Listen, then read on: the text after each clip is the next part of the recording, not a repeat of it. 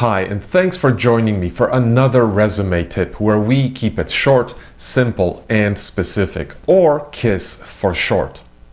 Do you really need to include the months when you list the dates in the work experience section of your resume? I've seen so many blog posts and articles online suggesting that you leave out the months in the work experience section if you have any employment gaps. And they recommend that you do this to try to minimize the appearance of the employment gap or even to hide it. But guess what?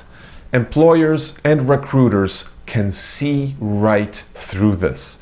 They know this trick. It's been around for a long time and they know what you are trying to do. In fact, many years ago when I graduated from university and I didn't include the months in my resume, the first thing the recruiter asked me when I was invited to the job interview is, why didn't you include the months? And I had to explain myself. So the best tip that I can give you is don't try to hide anything. Be upfront and include the month and the year in the work experience section of your resume.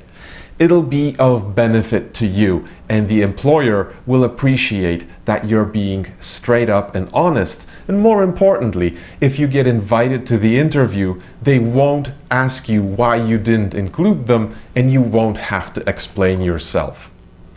I've created a video on how to explain employment gaps on your resume in the past, and I'll post the link to that video at the end of this video.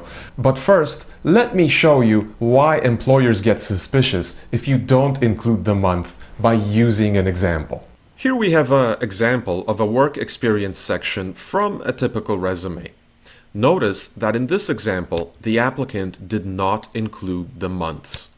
And so the interviewer or recruiter or employer immediately would be wondering why the months are not included and what the applicant is trying to hide.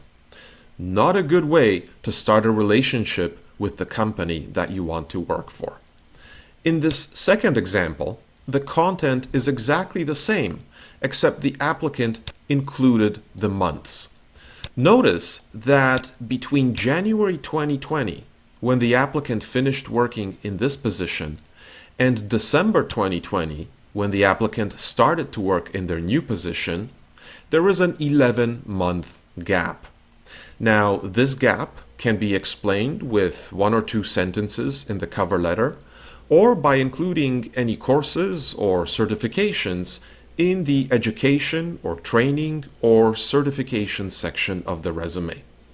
By being open and honest, the applicant is greatly increasing his or her chance of being invited to the interview and then to possibly getting the job. I hope this tip was useful for you, and as always, if you have any comments or questions, please make sure to include them in the comments section below this video.